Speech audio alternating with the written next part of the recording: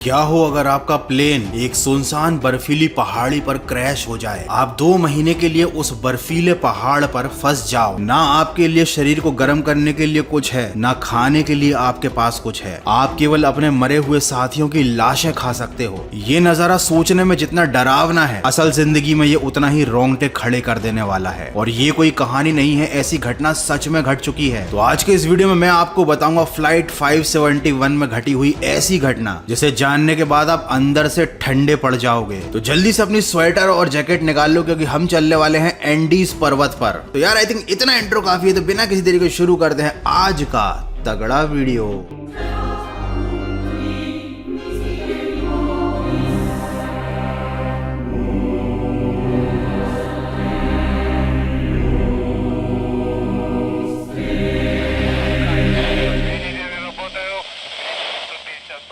बारह अक्टूबर 1972 old Christian rugby club के कुछ खिलाड़ियों को सैंटियागो जाना था, जो चिली में है। उन्होंने एक प्राइवेट प्लेन को बुक किया जो था फ्लाइट नंबर 571। यहाँ पर 5 क्रू मेंबर थे, 40 पैसेंजर थे, जिसमें खिलाड़ियों के साथ उनके दोस्त और उनके फैमिली मेंबर्स थे। उनको साउथ अमेरिका में स्थित उरुग्वे से सैंटियागो जाना था, लेकिन रास्ते में बहुत खराब मौसम होने की वजह से उन लोगों को अर्जेंटीना मेंडोजा में रात गुजारनी पड़ी। लेकिन ये मौसम इतना खराब था कि ये सही होने का नाम ही नहीं ले रहा था। तो अगर खराब मौसम के चक्कर में ये लोग रुकते तो इन लोगों का मैच मिस हो जाता। इसीलिए ये लोग पायलट से रिक्वेस्ट करके खराब मौसम में भी निकल लिए। अच्छा, पायलट ने इनकी बात इसलिए मान ली क्योंकि वो काफी एक्सपर्ट था। वो इस रूट पर बहुत खराब मौसम में भी फ्लाइट उड़ा चुका था। 13 अक्टूबर 2:18 पर ये लोग खराब मौसम में ही निकल लिए मेंडोजा से सैन डिएगो की तरफ। 1 घंटा हो चुका था। प्लेन एंडीज के पर्वतों के ऊपर उड़ रहा था, लेकिन मौसम इतना खराब था कि पायलट को सामने धुंध और बादलों के अलावा कुछ नहीं दिख रहा था। और इसी वजह से पायलट केवल टाइम से कैलकुलेशन कर रहा था कि भाई 1 घंटा हो गया है तो हम शायद एंडीज के पर्वतों को पार कर चुके होंगे। मतलब यहाँ पर सारी उड़ान का जो कैलकुलेशन था वो अंदाजे पर चल रहा था। और पायलट का अंदाजा जनरली गलत नहीं होता, लेकिन इस केस में पायलट गलत था। इनका प्लेन उड़ तो रहा था एंडीज के पर्वतों के ऊपर, लेकिन पायलट को लगा कि शायद ये लोग चिली के पास आ गए हैं और बहुत ही जल्द इनका प्लेन सैंटियागो आ जाएगा, तो शायद अब उतरने का टाइम आ चुका है। पायलट ने लोकेशन को मिस जज किया और अपना प्लेन धीरे से नीचे किया। जैसे ही नीचे किया तो सामने एक बहुत बड़ा पहाड़ आ गया और उस पहाड़ से टक्कर ना हो इसलिए प्लेन को पायलट ने एकदम से हवा में ऊपर उठाया। लेकिन ये सारी चीजें फिल्मों में ही अच्छी लगती हैं। प्लेन को एकदम से हवा में ऊपर उठाने की वजह से प्लेन का बैलेंस खराब हो गया और वो नीचे की तरफ गिरने लगा। तो जो प्लेन का जो टेल वाला पार्ट था, पीछे वाला हिस्सा, वो टूटकर अलग हो गया और एंडीज पर्वतों में कहीं दूर जाकर गिर गया। और इसी वजह प्लेन में जो मौजूद लोग थे उनमें से कुछ तो हवा में ही बाहर निकल गए और कहां जाकर गिरे, उनका क्या हुआ किसी को पता नहीं चला। जब प्लेन नीचे गिरा तो ये एक ऐसी जगह पर गिरा था जहां दूर दूर तक बर्फ के अलावा कुछ भी नहीं था। और इस एक्सीडेंट में 45 लोग जो प्लेन में सवार थे उनमें से केवल 33 लोग ही जिंदा बचे और ये सभी 33 लोग बहुत बुरी तरह से घायल थे।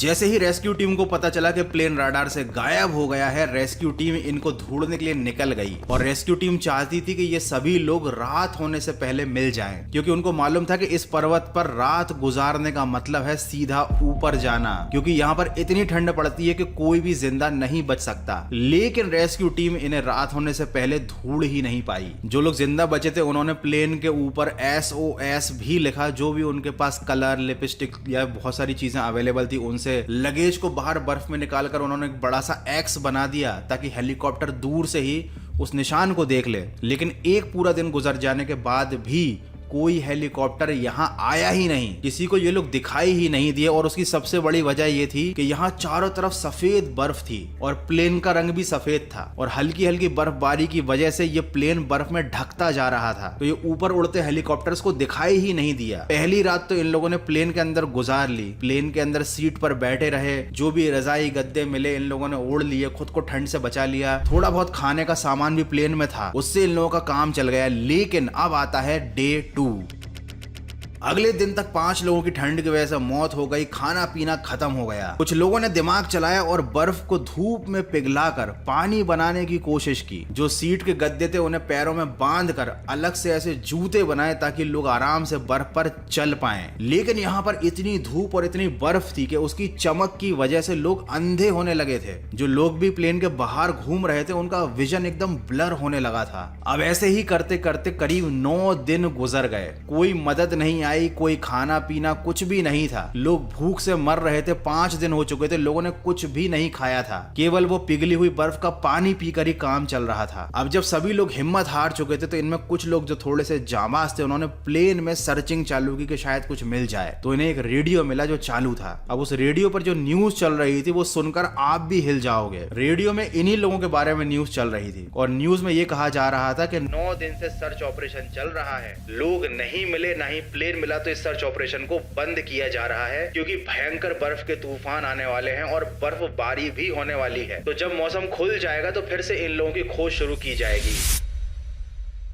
क्योंकि जो सर्च करने वाले लोग थे उनका ऐसा मानना था कि ये लोग अभी तक मर चुके होंगे, अब केवल लाशें ढूंढने का काम बचा है। अब ये खबर सुनने के बाद तो इन लोगों की हिम्मत और टूट गई। मतलब सोचो कोई रेडियो पर खुद के ही मरने की खबर सुन रहा हो तो उस इंसान पर क्या बीतेगी। अब इन लोगों को समझ में आ गया था कि भैया हमारे लिए कोई मदद नहीं आने वाली, खाना पीना है नहीं, तो अब किया क्या जाए। तो अब चूंकि यहाँ पर बहुत सारे लोग मर चुके थे, उनकी लाशें पड़ी हुई थी और जो सड़ी रही थी, क्योंकि यहाँ पर माहौल ही इतना ठंडा था, तो किसी एक इंसान ने दिमाग लगाया यहाँ पर कि भाई इन लाशों को खाकर हम अपना काम चला सकते हैं। अब यहाँ पर एक नई लड़ाई की शुरुआत हुई। लोग अपने परिवार वालों की लाशों को प्रोटेक्ट करने लगे कि कोई हमारी माँ या बहन की बॉडी को खा ना जाए, कोई हमारे फ्रेंड की बॉडी को ना खा जाए। तो जो लाशें लावारिस थी, जिनका कोई फ्रेंड या फिर कोई रिश्तेदार नहीं था, उनकी लाशों को खाने के लिए सिलेक्ट किया गया। और ऐसा भी नहीं था कि सभी लोग लाशें खाने के लिए तैयार हो गए थे। बहुत से लोग ऐसे थे जिन लोगों ने मना कर दिया कि हम भाई ऐसा काम नहीं करेंगे, तो वो लोग तो भूख से मर गए। जिन लोगों ने लाश के टुकड़े करके धीरे धीरे खाने चालू किए वो कुछ दिन तक और जिंदा रहे। अब ऐसे ही बहुत सारे दिन बीत गए, कोई मदद आ नहीं रही थी। तो भैया 4 लोगों ने हिम्मत की कि हम पहाड़ के उस पार जाएंगे, शायद कोई गांव मिल जाए या शायद हमें कोई पहाड़ के ऊपर से देख ले। तो ये 4 लोग जाते हैं पहाड़ी की तरफ। इन लोगों ने लाश के कुछ टुकड़े रख लिए खाने के लिए, अपने पैरों में गद्दे वगैरह बांध लिए ताकि ये लोग बर्फ में चल पाएं, और ठंड से बचने के लिए कुछ चीजें ले ली। जब ये लोग आगे बढ़े तो पहली रात तो इन लोगों ने आसमान के नीचे ही गुजारी, क्योंकि अब इनके पास प्लेन तो था नहीं और इनको समझ में आ गया कि भैया खुले आसमान के नीचे अगर एक रात और बिताई तो हम मर जाएंगे। लेकिन फिर भी इन लोगों ने हिम्मत करी, ये थोड़ा सा और आगे बढ़े तो इनको मिल गया प्लेन का वो टूटा हुआ टेल, और उस टेल के अंदर था भैया खाने पीने का सामान। टेल के अंदर इनको बहुत सारी सिगरेट, शराब, खाने का सामान और दवाइयां मिल गई, और साथ ही मिल गई एक बैटरी। अब इन लोगों ने दूसरी रात गुजार दी उस टेल के अंदर, खाते पीते हुए, सिगरेट पीते हुए। इनको मजे आ गए, इनको लगा कि भाई लगता है ईश्वर हमारे साथ है,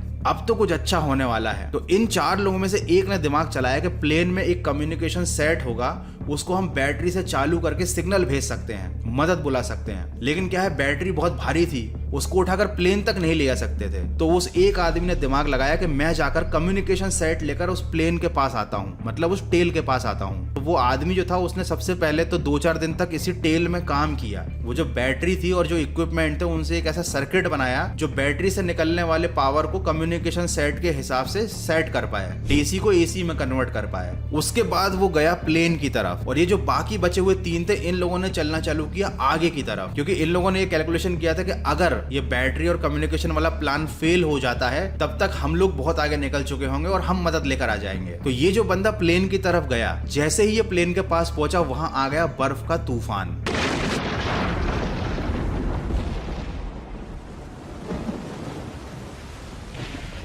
और बहुत सारी बर्फ ने उस प्लेन को पूरी तरह से ढक दिया। तो जो लोग जिंदा थे वहां पर वो प्लेन के अंदर घुस गए, और ये जो आदमी था ये भी प्लेन के अंदर फंस गया। अब ये लोग 3 दिन तक बर्फ के अंदर दबे रहे। इन लोगों ने पूरी कोशिश की बर्फ को हटाने की, बाहर आने की और जिंदा रहने की। और इधर वो जो 3 लोग थे वो लगातार 10 दिन से चल रहे थे, और पता नहीं वो लोग कैसे जिंदा थे, लेकिन हाँ उनको जो शराब, सिगरेट और खाना मिल गया था उससे थोड़ा उनके अंदर एनर्जी आ गई थी। तो वो 10 दिन तक लगातार चलते रहे, और आगे जाकर उनको नदी के उस पार कुछ गांव वाले दिख गए। इन लोगों की खुशी का ठिकाना नहीं रहा। अब इन लोगों को मिल गई मदद। गांव वालों की हेल्प से इन लोगों ने आर्मी को कांटेक्ट किया, आर्मी तुरंत वहां पर पहुंच गई, और यहाँ जितने लोग भी जिंदा बचे थे प्लेन के पास उनको बर्फ में से निकाला गया, उनको तुरंत रेस्क्यू किया गया। और जो लोग मर गए थे वहां पर वो लोग करीब 13 लोग थे। 13 लोगों की बॉडी मिली जो सही सलामत थी, जिन्हें किसी ने खाया नहीं था, और 15-16 लोगों की केवल हड्डियां मिली जिन्हें ये लोग खा चुके थे। और इसी वजह से ये लोग करीब 2 महीने तक जिंदा रहे। जो लोग रेस्क्यू करने आए थे उनको भी यकीन नहीं हुआ कि इतनी बर्फ में ये लोग जिंदा कैसे कैसे रहे, वो भी मतलब 50-60 दिन से भी ज्यादा हो चुके थे।